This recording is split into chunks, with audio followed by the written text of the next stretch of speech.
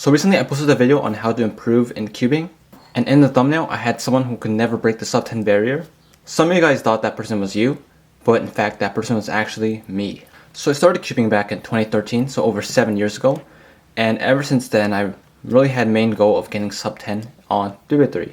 I achieved that goal in 2016 I believe, so over 4 years ago, where I got my first sub 10 ever official average. So yeah, that was the legendary 999 average I got. It should be on the screen somewhere here, maybe. But ever since then, even 4 years afterwards, I really couldn't even average consistently sub 10. Like if you look at my official results, there are a good amount of sub 10 averages, but there's also quite a bit of averages that are above even 12 seconds, which is quite embarrassing. So right now, I decided why not just settle it? Why not just spend a whole week, 7 days of just 3x3? And through that week, hopefully achieve the goal of being sub 10 finally. So my plan is something like this. I'm not sure if it's going to work out this way, but it's my general plan. Day 1 will be practicing cross and cross plus 1 and looking for first pair during inspection. I think that stuff's quite important, so I decided to dedicate a whole day towards it. Day 2 and 3 would be for F12, so I'll be looking for better F12 tricks, better F12 algs, and some better look ahead. For day 3, I'll be doing OLO. I'll be trying to make sure all my OLO algorithms are on point, making sure my finger tricks are correct for each one, and just overall refining my algs. Day 5 will be the exact same thing, but for PLO. So again, learn better algs or PLO, learn better finger tricks, and drill the algs a bit more. And then for day 6 and 7, my goal is just to review everything, hopefully. I think I need 2 days to do this. I think it's quite a lot of information taken. So I'll be trying to get 2 days as a buffer to practice everything one more time. Hopefully at the end of those 7 days, I should be sub 10. Maybe not. We'll see how this challenge goes. But yeah, let's get started for day 1. For the first day, my first goal was to get good at cross, and my second goal was to use that knowledge to plan cross during inspection. I tried twisty timer scrambles to find the best cross for yellow, and used the hint option to see how close my solutions were to the optimal ones. Unfortunately, this only seemed to work for yellow on twisty timer, but forcing me to also get used to the cases where cross solutions weren't as obvious, which helped.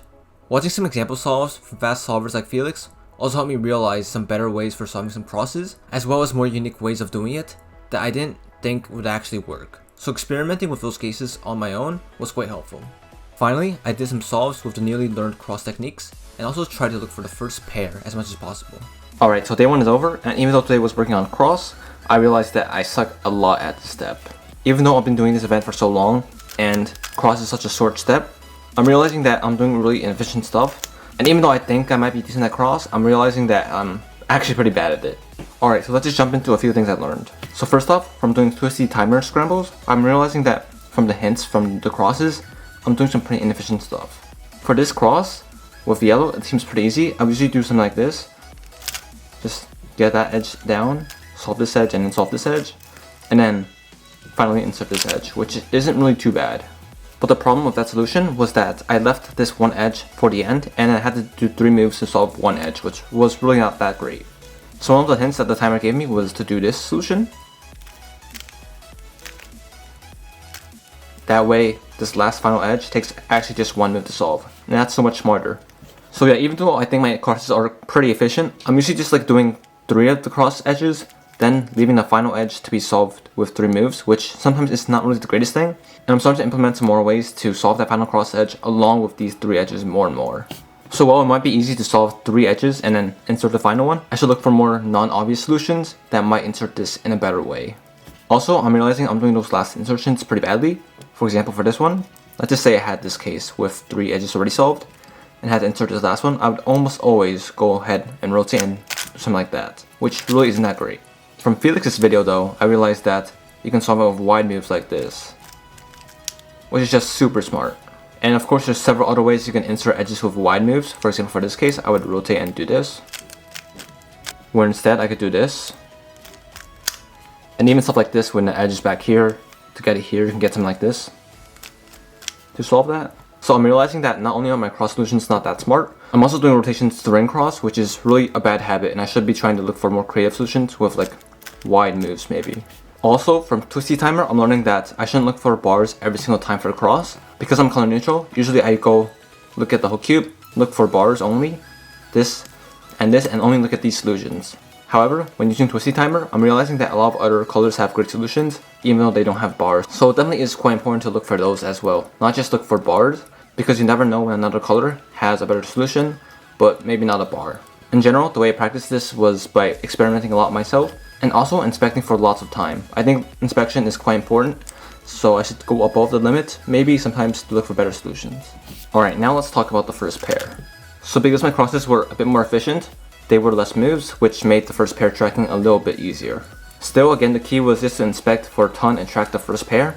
I found this to be incredibly difficult, but it just takes quite a bit of tracking.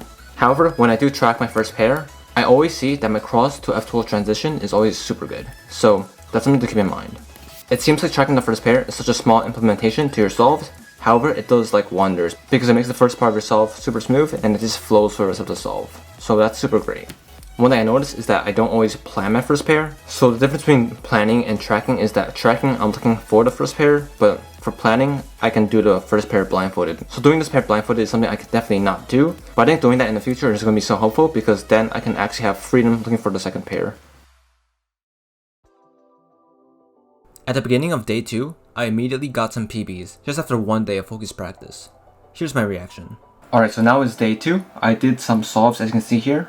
And after just one day of practicing, I already smashed a PB out of 100. Before it was around 10.8, now it is 10.3 now, which is pretty cool. So yeah, looking at the timeshare, lots of sub 10s, which is always good to see. A few 10s and 11s still there, but hopefully they should leave soon. So yeah, having a lot of success with tracking first pair during inspection.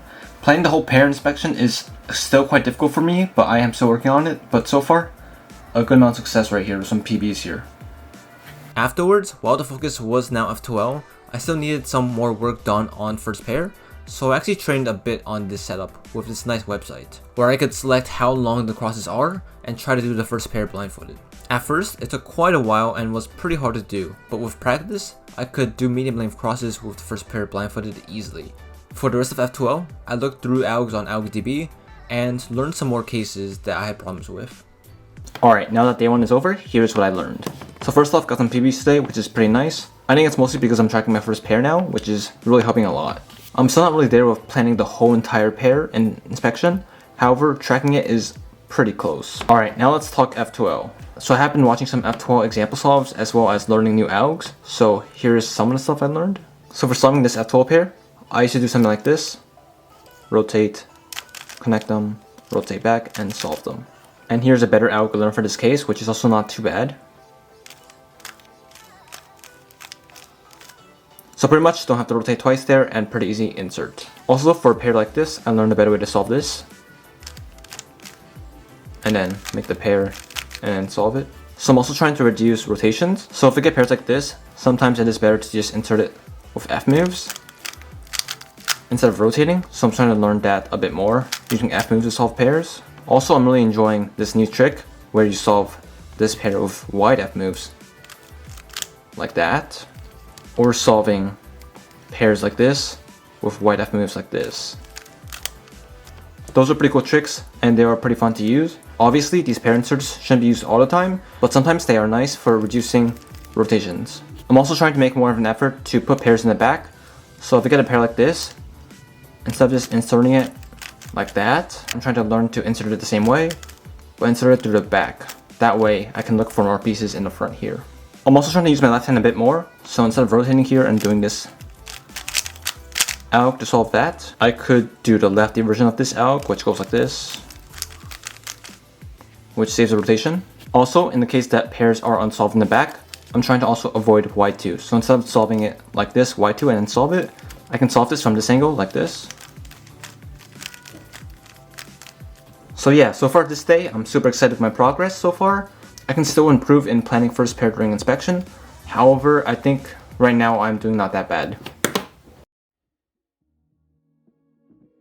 For day 3, I was mostly focused on look ahead and decided to implement what I learned the day before into my solves. I was also able to experiment a lot with F2L with slower solves and found new ways to solve pairs and bad habits to fix. After that, I continued to spam more regular solves to make sure that I could put those skills into practice normally as well. Alright, now it's time to go over day 3 stuff. So yesterday I mentioned how I have a lot of bad habits with F2L, and today I realized that doing slow solves is a great way to reduce that.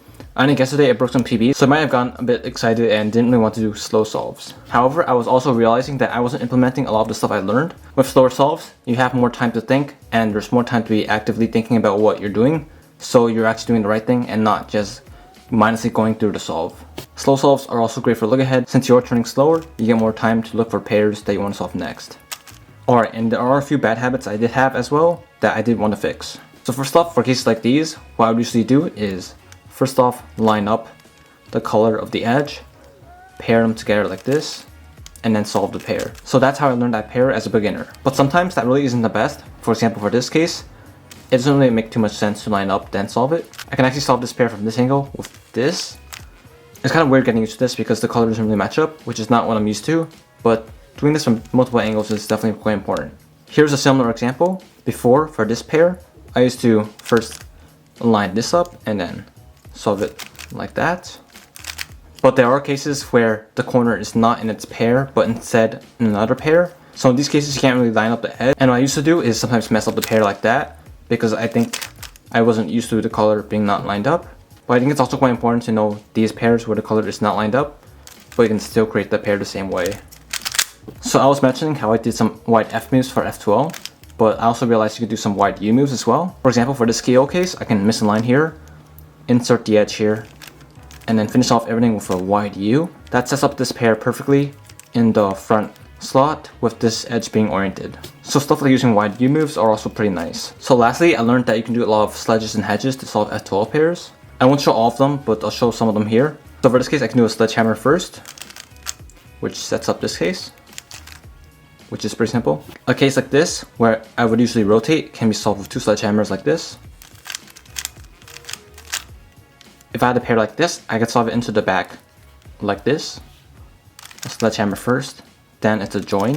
So yeah, there's actually a lot of cool ways you can use sledgehammers and hedge slammers where you can solve F12 cases with them, but I didn't really realize them until now. Day 4 was more exciting because it was the day I got my critique back from Brandon Nunez. Near the beginning of this challenge, I thought that getting some advice from a fast solver would be helpful and was grateful to see him help. He's a super fast cuber with a sub 8 average who has a great channel and streams a lot on Twitch, so definitely check him out. I'll make sure to put his links in the description below. He taught me a lot about my solves, which I will show a bit later, but I continue to work on those techniques with both slow solves and regular speed solves as well. So for day 4, I wasn't really planning on doing F12 again, but because I suck at this step, I just had to leave another day for it. So since today is the day I got my critique back, I did learn a few things from there. First off, I was doing way too many U and U prime moves for no reason, looking for pairs or whatever, so I should really stop doing stuff like that. Next off, I also realized that sometimes I choose the wrong pairs to do, so instead of doing the first pair I see, I should look for the best pair I can solve. So after cross, I think the easiest pair to see actually from this angle is this pair, but this pair is super inefficient, so I should really be able to look for more pairs and look for the best one to do. For example, for this case, this is a pretty bad pair. These two are better. These two are better. I guess this last pair is pretty hard to see, but there are definitely better options. I think doing the first pair that I see limits my F12 quite a bit because I do a lot of moves for bad solutions where I could find better solutions for less moves. Also, to avoid bad cases, I've been trying to do stuff like this. So instead of using this empty slot to solve this pair, I can use this empty slot. And the reason why I want to do that is because this pair is bad. So if I can use this as the empty slot, there's a better chance that I get a better case here instead of the one I had before. The next day, I decided to take a day off. After so many days of slow solves and F12 focused solves, I was kind of burnt out. For times like this, I feel like it's a good idea to not force myself to cube, but maybe take a break and maybe do other events or not cube at all, and refresh for the next day. For day 5, after the short break, I was feeling ready to cube again. The main focus of the day was just to work on fixing my OLO algs. I learned a lot of them a long time ago, and over time new algs were discovered and figure tricks evolved, so I was using a lot of outdated algs. At first, I couldn't find a great resource for these algs, since even AlgDB has a lot of outdated algs. I settled on Jaden McNeil's OLO sheet because his algs seemed to be the most recent. While it only showed one alg for each case, and it didn't give too many options, those algs seemed to be the best for the most part, but there were some cases where I did go to YouTube or AlgDB to look for algs that suited me better. Alright, so day 5 was OLO. I guess there's not really much to show here but the OLOs that I learned. So I won't go through all of them because I think there's quite a bit of them, but here are the ones that I thought were pretty cool. So for this case, I used to do this. which has a rotation, which is not good. But now I'm doing something like this, which is much better. And it's just the inverse of this case. Then there's this case, which I used to solve like this. Super long. Now I'm doing this. So take out the back pair like that and then solve it with this VLS, which is pretty fast. For this case, I used to do this. Take out a pair and then do a B move. Finish off like that, which is pretty bad. I learned Jaden McNeil's finger trick for this, which is this one. So the same out, but uses a different finger trick. It's quite awkward, but it is pretty fast. I also learned another angle for this case. I used to do this, which is not too bad, but I learned the out for this angle, which goes like this. So it's just RUD. So yeah, I realized that a lot of my OLO AUGs were outdated, and I guess that applies to my finger tricks as well, but I think today I fixed a good amount of them, which is pretty nice to see. For day 6, I also realized that I had a lot of PLOs that I used that weren't quite the best, so I fixed them by replacing them with better AUGs that I found on Jaden McNeil's page or on YouTube. I worked quite a bit on making sure those finger tricks were good by using the same finger tricks for them as the pros. Slowing down the PLO of fast cubers or watching their PLO time attacks was quite useful for this. I made sure to drill those AUGs quite a bit to get them more into my muscle memory and to be able to execute them faster. Alright, for day 6, I fixed some PLO AUGs, which I will show now. Here's my old endprint for this case. It was, I guess, decently fast, but the rotation was pretty ugly. Here's the AUG I learned, which is rotationless.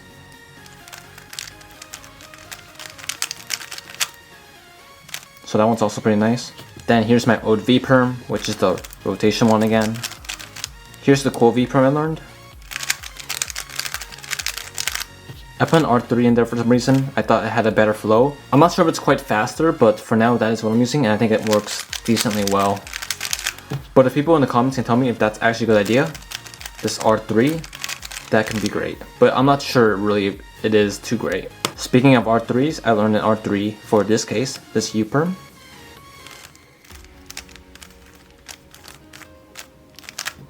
Which is pretty fast. My old R-perm used to be pretty bad.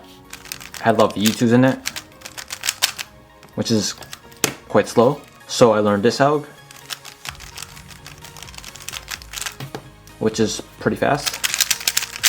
And finally, this G-perm I also hated. It had a lot of U2s and F2s, which was pretty bad. So for this one, I learned two AUGs. First off, this one, which is the RED one. And if it's in this angle, I learned to do it the lefty way. I'm still not fully comfortable with that one, but it is, I think, better than doing the REF one, which is super bad. The final day was no learning, but just practice all day. While I wanted to make sure that I wasn't practicing bad habits, since it was the final day, I decided to focus more on getting good times.